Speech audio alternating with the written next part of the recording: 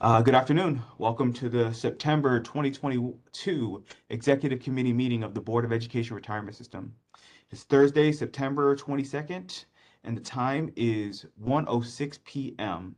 As a reminder, please note that the committee meeting is being recorded and will be posted to the BERS YouTube channel. Start by calling the roll. John Matterich, Present. Donald Nesbitt,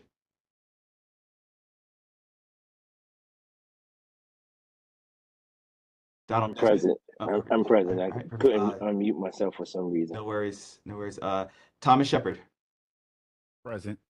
Absolutely. We have a quorum. I'd also like to note for the record that alternate executive committee members Allison Hirsch and John Dorser are also in attendance.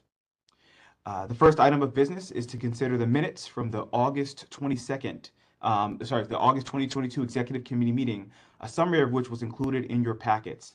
Can I get a motion to approve the minutes? So moved, Tom. Thank you, Tom. May I have a second? Second from John. Thank you, John. Any discussion?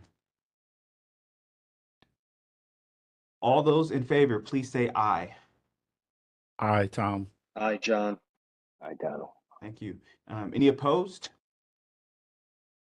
Any abstentions? The motion carries. The next item on our agenda, we have one action item for public session. That is a contract renewal for the investment strategy team's document management platform, UpMonth. UpMonth is a document management and research platform that does automatic tagging and filing, and it is used both for our investment strategy document management, board packets, and then also for research services. The last year it was renewed for a period of 1 year at a cost of $10,800. This time, the team has expanded. We have 3 additional users, so we are asking for an approval for a not to exceed amount of $25,000 for document management services. And again, the increase in price is to accommodate 3 additional users.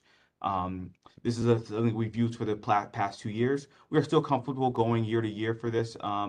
As I've said before, many times our switching costs are pretty low for document management services, so we're still comfortable going year to year on this particular service. Happy to answer any questions on this matter, but yeah, the total amount would be not to exceed $25,000. Motion. All right. Thank you, Donald. Second. Tom. Thank you, Tom. Any further discussion? All those in favor, please say aye. Aye, Aye, Tom. Donald. Aye, Ben. All right, thank you. Any opposed? All right. Any abstentions? All right, the motion carries. Just want to note for the record that Chancellor's Representative Benjamin Schoenbeck is in attendance as well. So we have the next items on the agenda are 2 introductions. The first introduction is for our specialty private markets consultant, Axia. Patrick Adelsbeck is the co-head of advisory for Americas and a new key person on our account. Wanted to make sure that the executive committee got a chance to meet him and for him to say a few words to you all as one of the key people on our account and for our private market due diligence going forward. So Patrick, the floor is yours. Thanks, Antonio. So a number of you, maybe all of you, knew David Fan, right? So David Fan is with Axia through our merger with Torrey Cove, and David recently left the firm, and so I am your replacement. I will do my best to fill David's seat. I'm one of the co-founders of Axia. We started the firm in 2006. My history has been, I ran the credit business at Credit Suisse's fund of hedge funds, and then we started Axia. I did the same thing. Eventually, started our private credit business, grew that, and now I handed that off in November, and I co-run our U.S. advisory business. So I co-run the business that looks after all of our clients. And so the folks you're used to seeing, Armando and Dylan and Matt Coyne, who I know you all know as well, all work on my team. And really, I'm here as much of a resource as I can be. So Armando and Dylan are going to continue to know your portfolio as well as anyone. But anything I can do in order to be helpful, in order to give any thoughts on what's going on at the firm, more than willing to share things now. I know we're in public session, can always do things in other venues as well. Happy to be as involved as you'd like me to be. Absolutely. Thank you, Patrick. Any questions or comments for Patrick?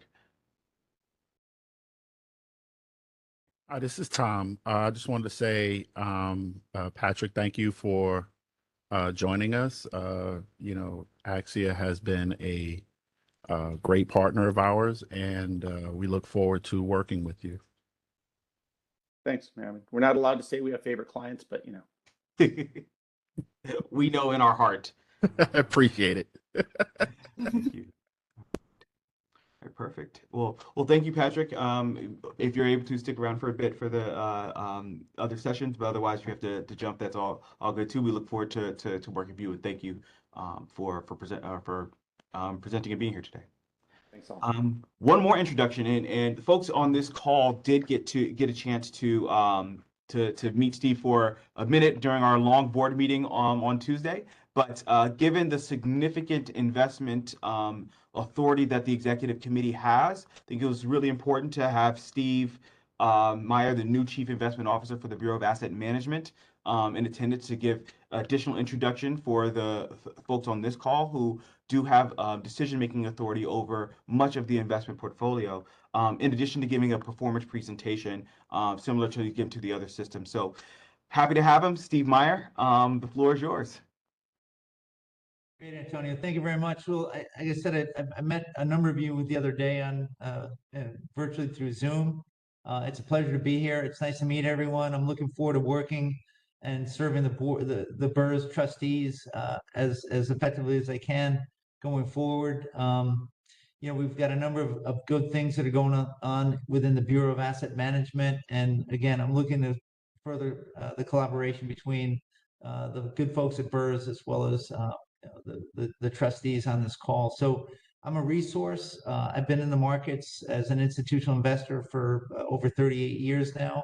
And I am thrilled to be here at the New York City Retirement Systems. And I'll leave it at that for now. Nice to meet everyone. Nice to meet you. Absolutely. Nice to meet you. Yep, same here. All right, well, thank you. So, Steve, I think the next item on the agenda was for a performance presentation from BAM on our fiscal year 2020, so the calendar date ending June 30th, 2022, for similar to the rest of the system. So the floor continues to be yours for the rest of the trustees. Great, Antonio. Thank you. Does everyone have the slides, or is it possible to bring the slides up? All right. Hold on. I I can share, absolutely. Give me 1 second. Thanks, Antonio.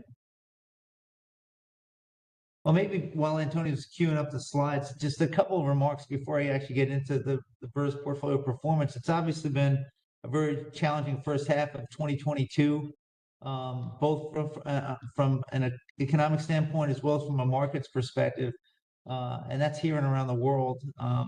We've obviously coming through the post-pandemic, we're experiencing headwinds and lingering supply chain challenges. We still have issues with China. There's zero COVID tolerance policy and city lockdowns that are really kind of gumming up a number of the supply chains that we've come to rely on. Also, we've seen as we come out of the pandemic an increased demand for goods and services, and even more recently experiences that have pushed prices. We now have inflation in the United States at near a 40-year high, and that is a global phenomenon. Inflation is high and problematic around the world, and creating some real challenges. As a result of the high inflation that we're experiencing now, we also see central banks, again, here and abroad, pushing rates much higher and tightening credit conditions in the financial markets. The Federal Reserve began raising rates in March of this year with a 25 basis point rate hike, followed by a 50 basis point rate hike, and then three 75 basis point rate hikes, which is really unprecedented. The last time the Fed raised rates so aggressively was in 1994 with one rate hike of 75 basis points, which caused all sorts of chaos in the market. And if for those on the phone that are old enough to remember, you saw Orange County declare bankruptcy because of its exposure to inverse floating rate obligations on its books. I continue to be very vigilant in terms of looking at the markets and trying to assess systemic risk. it would be almost unprecedented if something in the global financial markets or the domestic markets didn't break during these strained times, again, with the Fed being so aggressive. And clearly the regime shift at the Fed and at central banks around the world is also causing incredible price pressures on all manner of assets, driving stocks lower and bonds much lower. So with that, maybe if it's possible to advance the slide. Absolutely. Let me know where you want me Yeah, to stop. actually, I'm going to skip all the fluff and go right to the meat. Okay. Antonio, so I'm probably about 27 slides down. Gotcha. Get to it. There you go. Yep, perfect. So this is obviously a look at the public market returns in the second quarter of calendar year 2022. It's obvious in the middle part of that slide, the two double lines of red, significantly red and relatively high percentage declines in asset prices is material. The second quarter 2022 sell-off was particularly negative. And because the second quarter was so negative, it actually overpowered any of the positive performance we had in the first half of fiscal year 2022 or the second half of calendar year 2021. So you look at the returns associated with the benchmarks in the one-year sector, and they are all quite negative. A couple other notes: the S&P 500 stock index had its worst first half performance in 2022 since 1962, coming in down 20%. It is now declined further beyond that, following a bear market rally in July and early August. The U.S. Bloomberg Barclays Aggregate Bond Index has had its worst first half performance since 1976, coming in fully down 10.3%. You know, after that long-term secular decline in interest rates were very, very low levels. And now with the regime shift at the Fed and higher levels of official rates and financial market tightening, that has really hampered the returns of fixed income. Next slide, please, Antonio. This is actually the second quarter BERS performance, and U.S. equities have really declined along with the overall market. The performance has also been hampered by fossil fuel disinvestment or divestment, given the exceptional strength of that sector in particular this year. I'd say the one asset or asset sector that's performed strongly in 2022 is the energy sector. And that's due in large part to the invasion by Russia into Ukraine and disruptions in normal flow of oil and gas that's created. There's also an increased demand as we come out of the pandemic for energy. So it's been a real headwind, and that is just a tough asset class on a very short-term basis to not have included in your portfolio. Again, these are long-term portfolios. Developed market equities, ex-US, have also underperformed significantly. And that was really dragged down by our growth stock manager, Bailey Gifford.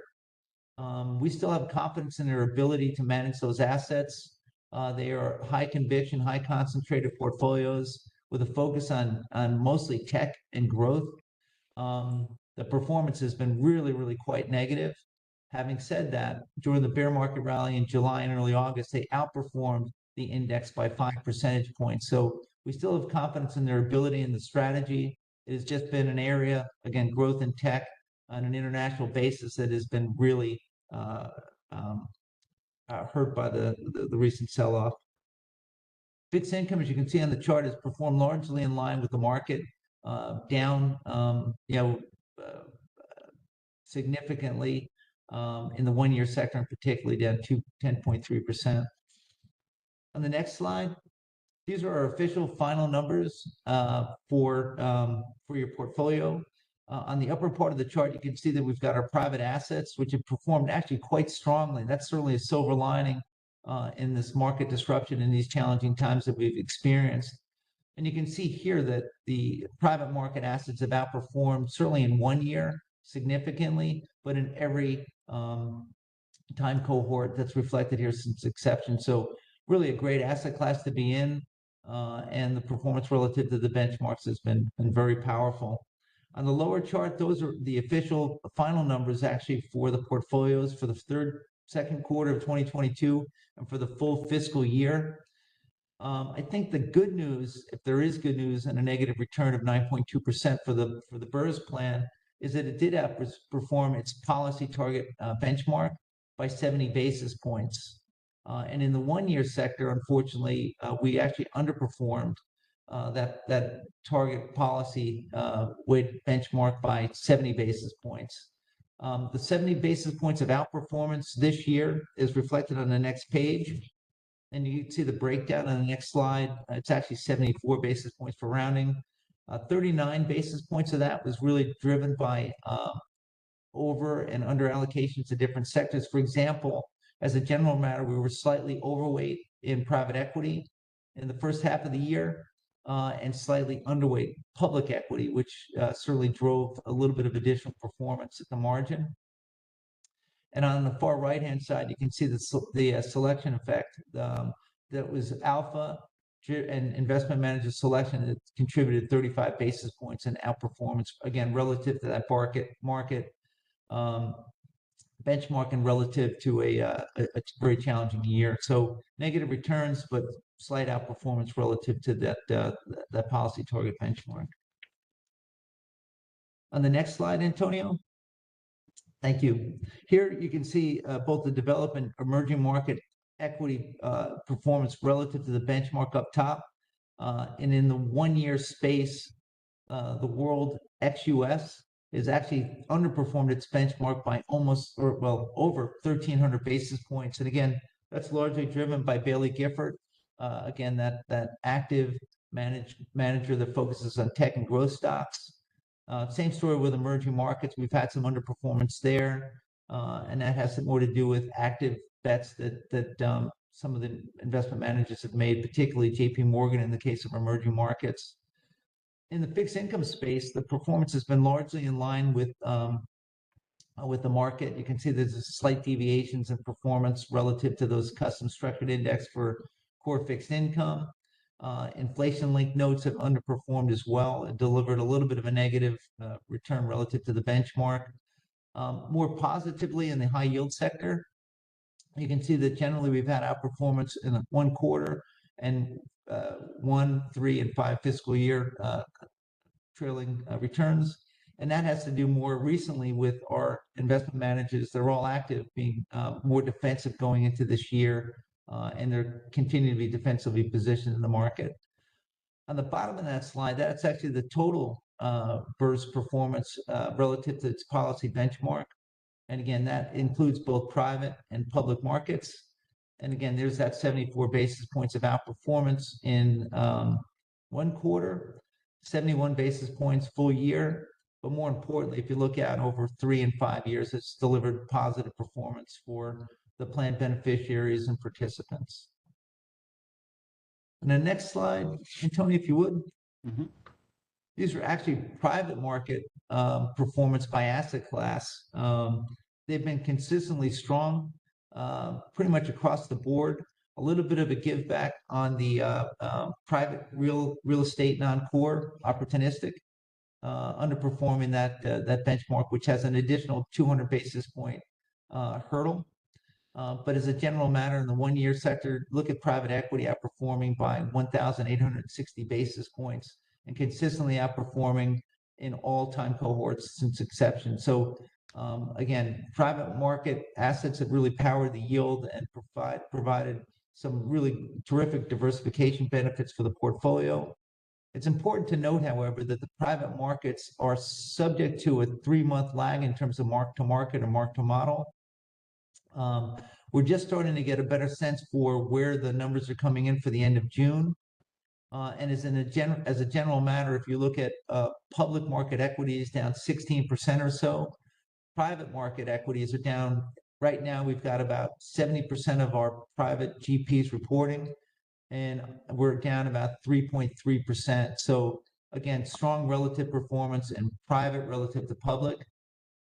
In the real estate sectors, both core and non-core, we think we're going to come in flat to up slightly. And a lot of that has to do with in the core, manager selection and some of the position that he took at the outset of COVID, buying some assets very cheaply, which have increased the returns.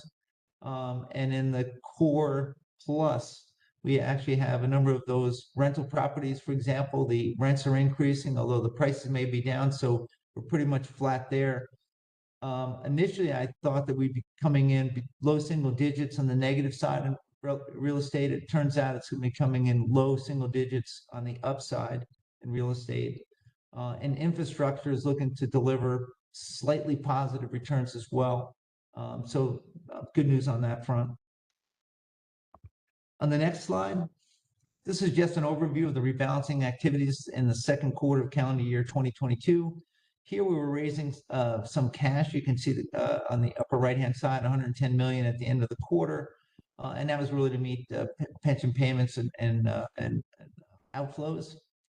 We also raised cash by selling fixed income to basically fund 2 new mid-cap managers, one domestic and one non-US, as well as to buy additional exposure to large cap equities to maintain a cap neutral weighting across our equity holdings.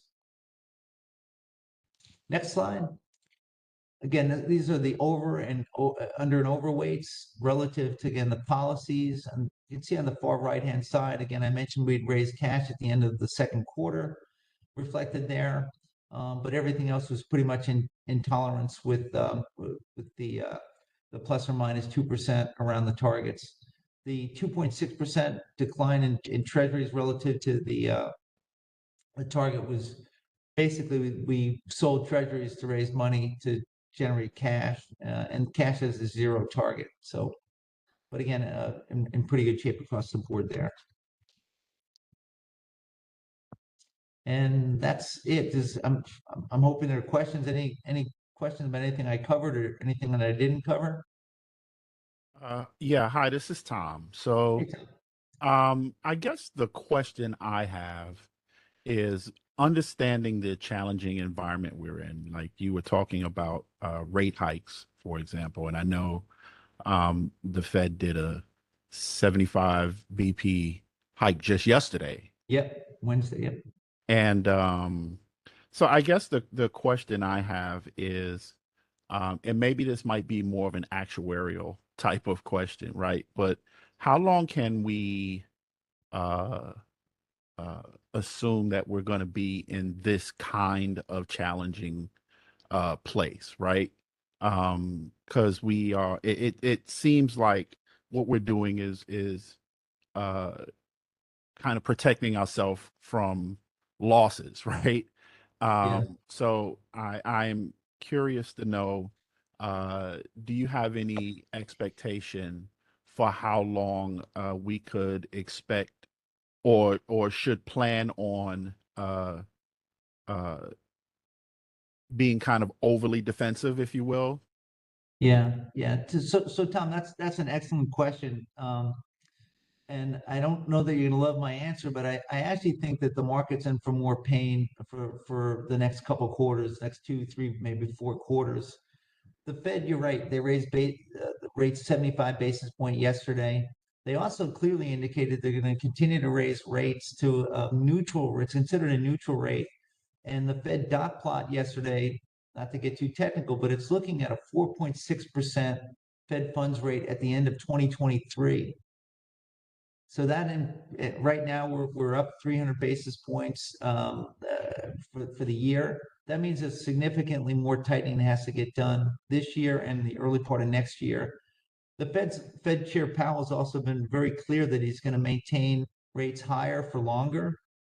And unfortunately, I think that the byproduct of the Federal Reserve raising official rates and tightening monetary policy, and they do that in a number of ways, including letting some of their balance sheet run off on assets to go back into the market without being repurchased. I think the financial conditions are going to be very challenging for markets for, like I said, a number of quarters. So we're playing defense right now. We're trying to position. Again, we have an asset allocation strategy that's given to us through the Board of Trustees that we adhere to. We manage to those targets by rebalancing the portfolio consistently over time. A number of our active managers and a number of the strategies that we invest in right now are being more defensively positioned. I mentioned high yield earlier, for example, that they had moved up in credit quality within that high yield space to outperform the benchmark. It's going to be a tough road for a while. There could be some other things that could perhaps make things either easier or worse. The geopolitical risks associated with Russia's invasion of Ukraine, the impact on energy prices and energy availability in Europe, I think it's going to make the winter months particularly hard on Europeans. And the potential for an escalation of that war or a quick resolution to that war would have an impact on the negative or the positive side.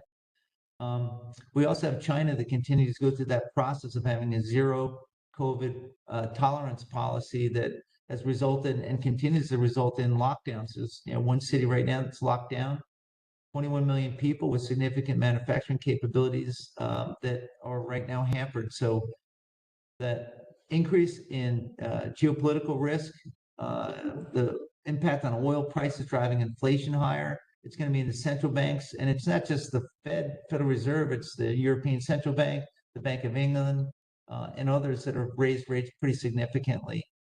I also think if you look at the Fed and our Fed's policy, they've been more aggressive, faster. We tend to have a stronger economy than many other parts of the world, although we're probably very close to a recession, and I believe we're heading into a recession. I think that's going to be orchestrated by the Fed. But because we've been more aggressive and our rates are higher, the US dollar is incredibly strong right now.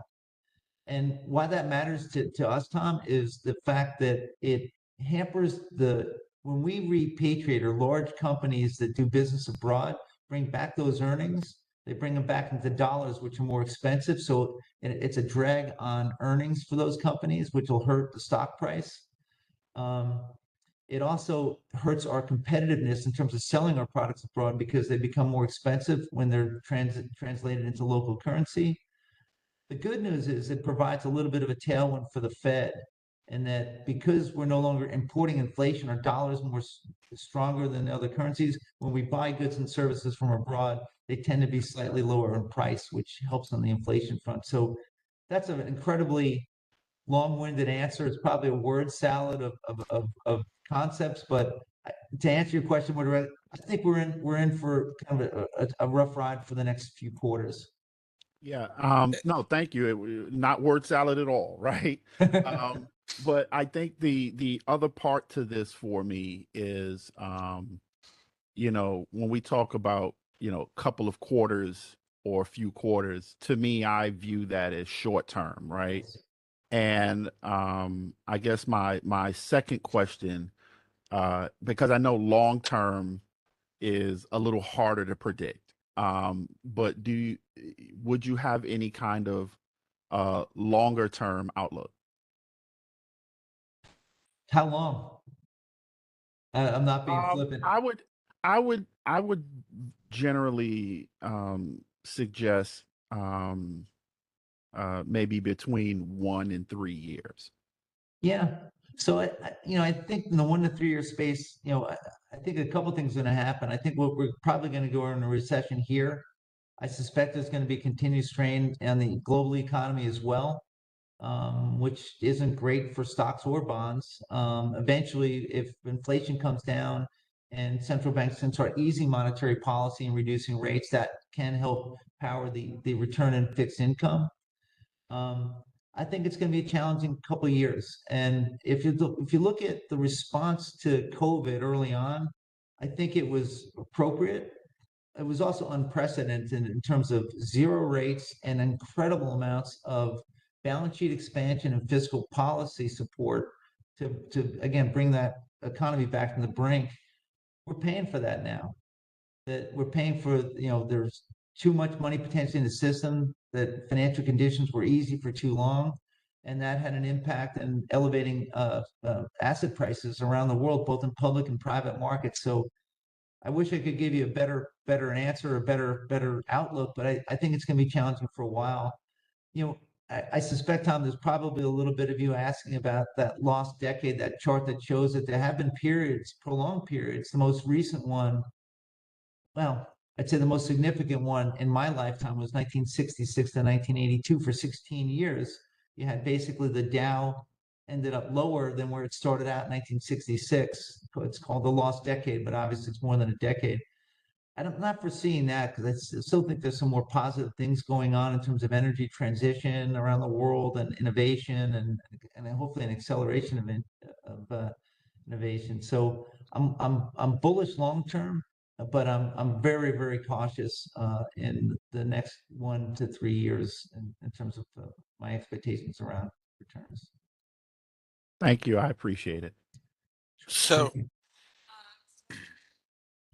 so this may be a question for Antonio as well, but should our policy targets be changing, given the gloom and doom that's being forecast here for at least the next year? Yeah, so if I can answer first, and I'd love for Antonio to weigh in as well. As a general matter, the asset allocations are supposed to be done every 3 to 5 years. To asset allocation decisions are supposed to last an economic or a business cycle, and they're meant to put in place a restriction around overreacting to headline risk.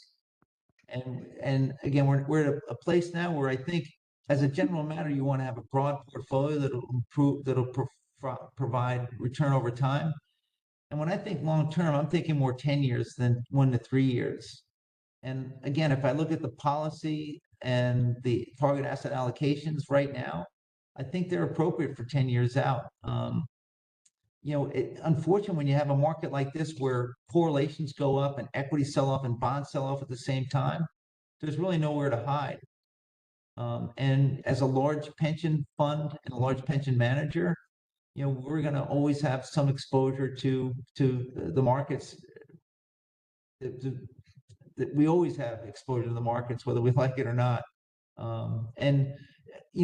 Let me maybe answer it this way. I think that we can probably do a more appropriate level of defensiveness in our investment manager selection.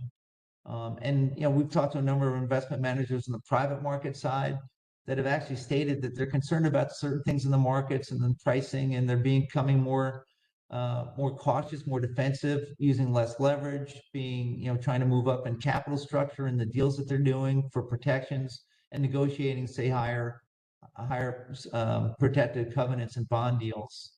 So it's just the environment we're in. Antonio, please jump in. No, I look, I think at the end of the day, if we're thinking of as a long-term investor, we're generally, I think we have to be in growth just because of return target, right? I just think that, we're at 7% for the QPP and then 8.25 for the fixed TDA, so a blended 7.3% return.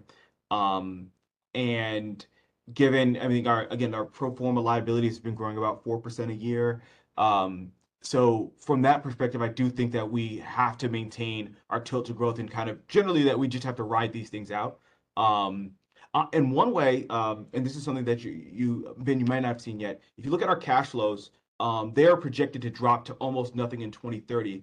The one, you don't want to call it a good thing because this also gets into the city's balance sheet, but being able to, I think, flatten out our cash flows through some type of market correction where we have a much steadier contributions from the city, I think could be a really kind of small silver lining as we rerun these numbers, because again, our contributions were dropping like a stone over the past several years, and especially if we were going into an environment where we had low returns and no cash coming in from the city. I think that would be far worse than a situation where we were coming from a really high funded ratio of 120%, and essentially we're kind of grinding down that high funded ratio now. So we'll have to deal with some of that pain. The other side of it is that if we can, generally speaking, continue to have a growth mindset even during those downturns, that might mean we're picking up cheap assets. So that's the other side of it, and that does mean some pain.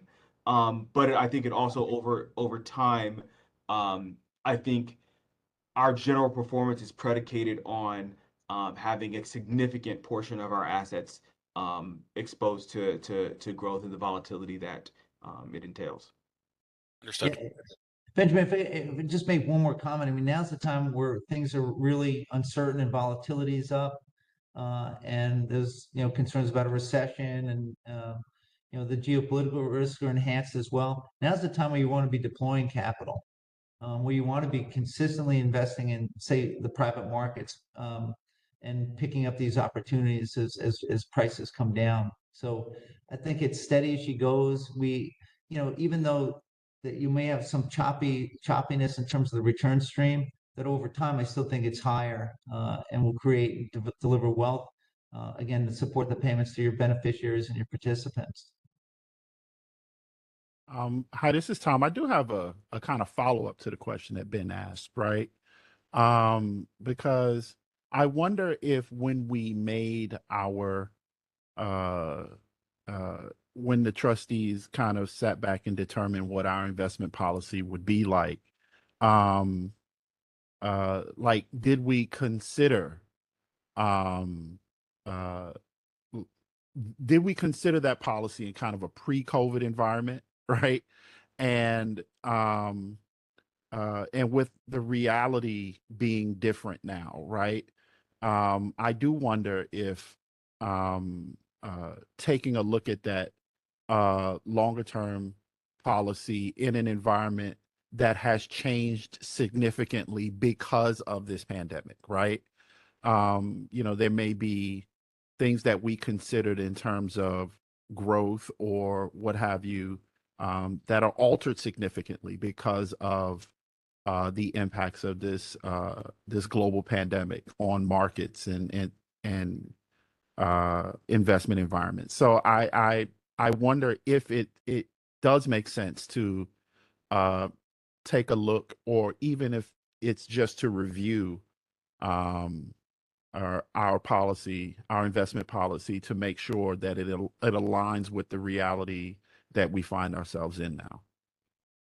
I think that makes complete sense, Tom. I think that's probably the right way to think about it as well. Are the capital market assumptions that the consultants put forward and that we also look at and analyze, are they still realistic?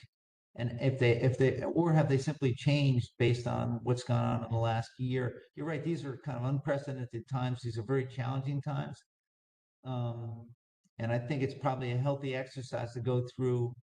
I also think, Tom, if we go through the process, I know that the basket clause legislation is in front of the governor, and she has decision rights there. If she opts to sign that, that may give rise to another look at the asset allocations, because there may be more flexibility there, which would probably accelerate that process of doing another full asset allocation evaluation study, and that would cascade into the investment policy statement. So I think those are excellent points. Thank you. Just to give you an idea, you had asked, we actually passed this asset allocation literally, I think 2 months, a month after the shutdown. So this was so our last asset allocation approval was April of 2020. Right, and that was like 3 months before I got here. Yeah, yeah. So- No, that's what I'm saying. Yeah, so like literally talking about COVID, it was like in the midst of COVID, and we started the private credit program, which has worked out tremendously. We literally to Steve's point around buying opportunities. We started the private credit program during one of those. You only get one shot at that usually, but I think it's telling when Steve says when people are being fearful, oftentimes it's a great time to buy. Yeah, and Antonio, that's a fantastic point. Private credit right now can deliver, and again, buying safe, secure first liens. You can now achieve in the private space 10 or 11% returns. So, and again, that's 400 basis points above where it was, say, a year ago. So the opportunities there are significant. And again, you want to continue to deploy with the private markets in particular. You don't want to really lean in and lean out of those. You want to be a consistent buyer to get diversification across vintage years. And particularly given what's going on right now, everyone's got their risk antenna up and they're being more defensive and smarter, and the market's pricing that, that would just, I think, power the yield associated with new deployments for years to come. So I guess that would lead me into my last question, and that would be if when we talk about private markets and they are producing a level of returns when public markets seem to be we're kind of managing losses, right? Does that mean with private markets that there would be significant risk involved? So I would like to know, do you see that? Like, because if it was just, they're producing these returns, then everybody would be investing in them, right? So I wonder if it is a matter of folks weighing risk as they look at private markets. Yeah, so I think in the private market space in particular, a lot of the yield you're going to receive and the returns you're going to receive are going to be based on manager selection. So we need to be that much more diligent in terms of looking at the managers, looking at the way they manage their assets, their defensiveness, their positioning, and where we think that the economy is going to be in 3 to 5 to 7 years. These are long-term deals. So there's no such thing as a free lunch. With private markets, you do receive something called an illiquidity premium, because you can't simply go into the stock market and sell your holdings today. You're a long-term investor. And that illiquidity premium is something that we pick up for your portfolio. So that's a positive. I also think that the private markets tend to be less price volatile for a couple of reasons. Firstly, they're typically mark to model. The private equity, for example, the general partners don't necessarily have to sell assets in weakness. They can continue to simply hold the assets for a longer period of time. I also think that there's more emotion that goes into the stock market and irrational behavior on both the upside and the downside that you don't typically see in the private sectors. Those tend to be more longer term investors, more sophisticated investors with a longer term investment horizon. So I'm still optimistic, but those markets, they're assets that underlie those structures as well, and they're subject to decline in price just as much as a public holding is. Thank you, Steve, for entertaining my questions. I appreciate it. Sure, my pleasure, Tom. Thank you. Absolutely. Just want to reiterate, thank you, Steve, for your presentation. Thank you for your thoughts as we kind of navigate these choppy markets over the next few quarters. So do appreciate your time. Great. Thanks, Antonio. So that was the last item for public session. We have 3 items for consideration, investment funds for consideration that belong in executive session. I'll now seek a motion to enter into executive session. So move. Donald Nesbitt. Thank you, Donald. Do I have a second? Seconded, Ben. Thank you. Any discussion? All right. All those in favor, please say aye. Aye, Donald. Aye. Aye, Ben. John. All right. Any opposed? Any abstentions? The motion carries. We are now in executive session. Karen, could you pause the recording? Restart the recording. Recording has resumed. You may proceed. Thank you, Karen. So just want to report out for executive session. In executive session, the committee approved 2 infrastructure fund commitments and 1 private equity fund commitment. That was the last item for public session for this meeting. We now need a motion to adjourn. Motion. Thank you, Tom. Do I have a second? Second, All Donald. right, thank you, Donald. All those in favor of adjourning, please say aye. Aye, All right, Aye, any Donald. opposed? All right, the motion carries. We are adjourned. The next executive committee meeting is scheduled for Thursday, October 20th, 2022 at 1 p.m. We will let you know if it's going to be virtual, but it will most likely be in person. So we'll let you all know as we're scheduling, but we'll let the committee know when we send out the agenda. So thank you all. We are adjourned. Thanks, folks. Bye, everybody. Thank you. Thanks. Have a good day, everyone.